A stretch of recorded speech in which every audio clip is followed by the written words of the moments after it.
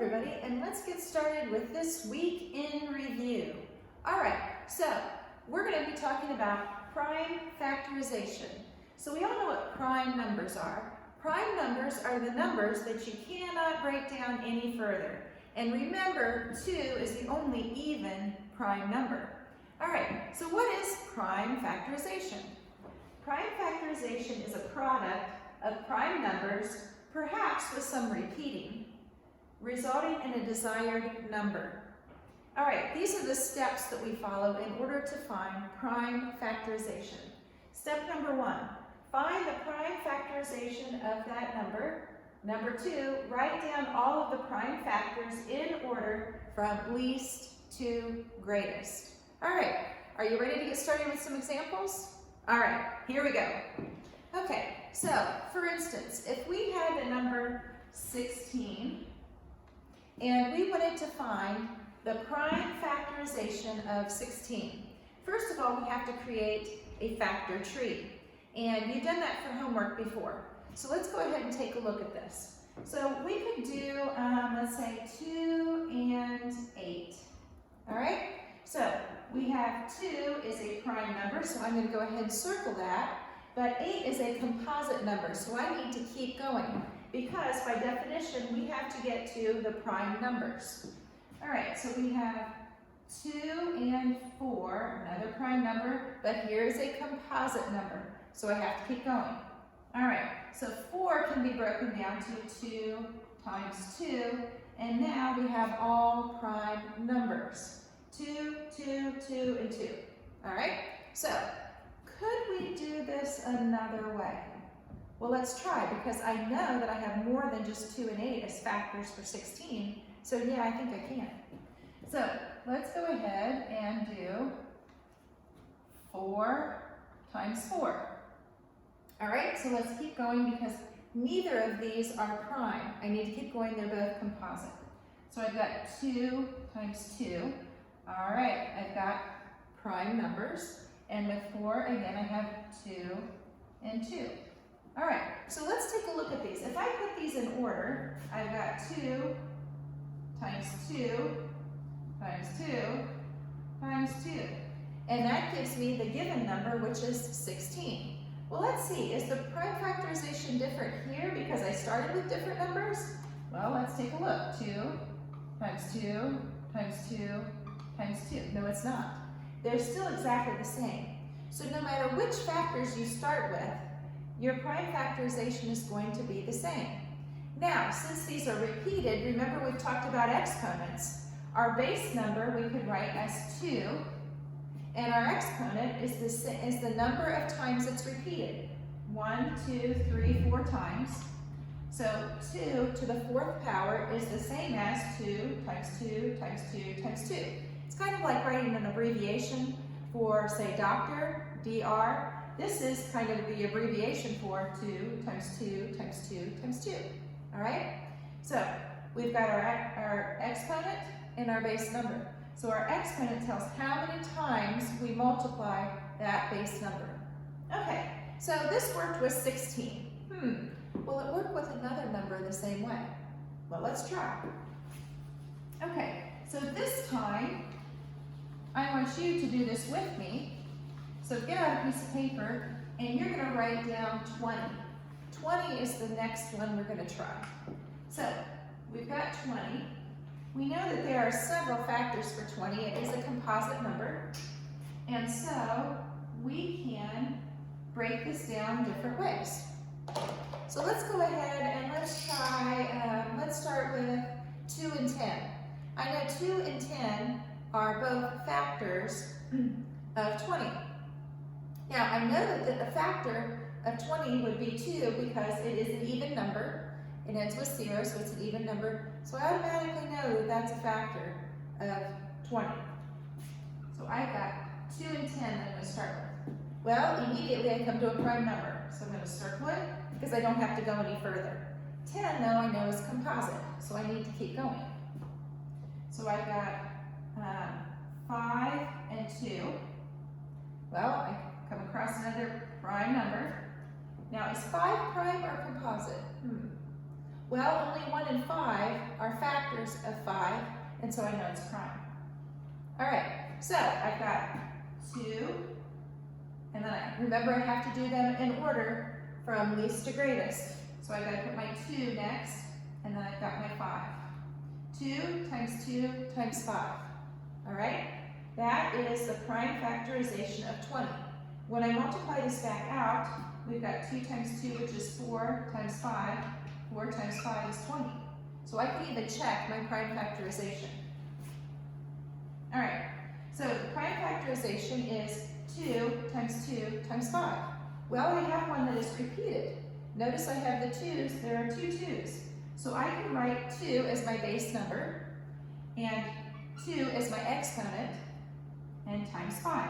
So this would be the abbreviation of this, okay? Well, let's see if I choose different factors, will I have the same prime factorization? Let's try it out. So I've got 20. Now, I know that 5 is a factor of 20 because it ends in a 0. Remember, if it ends in 0 or 5, then 5 would be a factor of that number. So 5 times 4. All right? Well, I can tell from over here, I know that this is going to be a prime number because only 1 and 5 are factors of 5. So I can go ahead and circle that one. 4 is composite, so I need to keep going. So I've got 2 and 2. Well, those are both prime. So now, remember, I still have to write the factors in order from least to greatest. So I've got 2's, 2 times 2 times 5. Aha, it looks familiar. See, even though we start with different factors, we still have the same prime factorization. Again, remember that we can rewrite this. There are 2 2's, so I can abbreviate times 5, and that's going to equal your given number, which is 20. Okay? Now, let's go ahead and apply that to a real life problem. So I'm going to erase this, but then I'm going to put up a real life problem, and this problem is about Mr. and Mrs. Smith and the number of children they have. So I'm going to go ahead and change this, and it talks about Mr. and Mrs. Smith having 8 children. Each of their children have 8 children. So, how many grandchildren do Mr. and Mrs. Smith have? All right, so they have 8 children. And then their children have 8 children. So how am I going to figure that? Well, I'm thinking that 8 children, they have 8 children. And then each one of their children have 8 children. And that gives me 8 times 8, which gives me 64 grandchildren.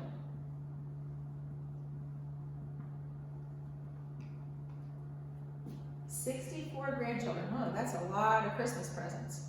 All right, we could also write this out as 8 plus 8 plus 8 plus 8 plus 8 plus 8 plus 8. 1, 2, 3, 4, 5, 6, 7. One more plus 8. Whew. So the first child had 8 children, the second child had 8 children, the third child had 8 children, and on and on and on. And this would give us the same grand total of 64 grandchildren. All right? Wow. I would rather write it out as a multiplication problem than the addition problem. But we do know that addition, or multiplication, is repeated addition. Okay, so we could also write it out as a count by, or multiples. So we could do 8, 16, so the first child had 8, the second child had 8, and so that would be 16 grandchildren, and then 8 more, which would be 24 grandchildren. Then their fourth child had 8, so that would be 32 grandchildren, and then 8 more, which would be 40 grandchildren. 8 more, which would be 48 grandchildren. Whew. 8 more, which would be 56 grandchildren. And then the 8th child had 8, and that would be 64 grandchildren. A lot of grandchildren. All right, so do you see how the factorization, we could come back up here and we could say 8 squared, or 8 to the second power. We could write that as an exponent. All right, so that's a lot of grandchildren, isn't it?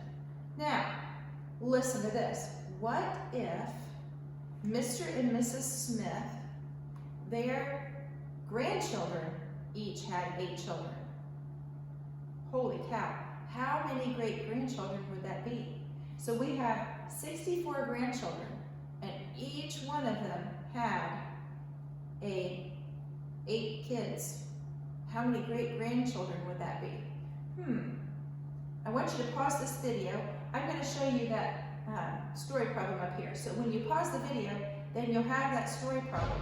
I want you to work on it on your own, and then I want you to check with what I'm doing, what I'm showing you, to see if you got the right answer. All right? So I'm going to put this slide up. If each one of Mr. and Mrs. Smith's grandchildren had 8 children, how many great-grandchildren would they have? All right? Are you ready to pause the video?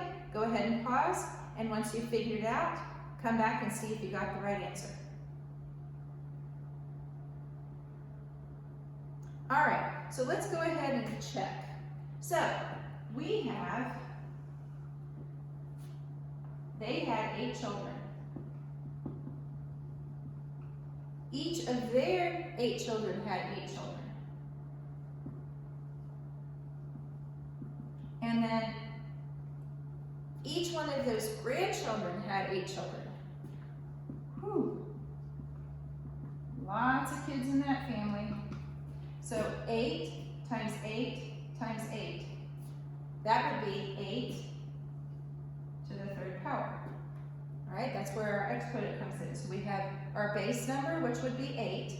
They started out with 8 children, and then they had 8 children, and then they had 8 children. So that's where the to the 3rd power comes from. Because we repeat the 8, we multiply it 3 times.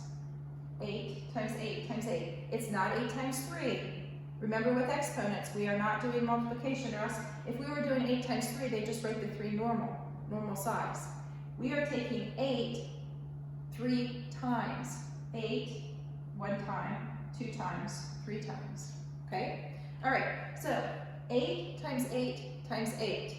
That would be 64 times 8, and that would give 512 great-grandchildren. Wow, that's a lot of kids. Just think, if you gave every child $1 for their birthday during the year, you would give away $512. That's a lot of money. All right, so 8 to the 3rd power is another way to write it, and that still gives us the given number of 512 great-grandchildren. All right, so that's the same as starting off with 512 and factoring it. Okay, if we factor that down, what do you think we would get? All right, so try that out. See if you can try that out and bring it back to school the next day you're in school. All right, so this is factorization in action. All right, so I want you to keep watching, keep thinking, always stay curious, and I'll see you next time.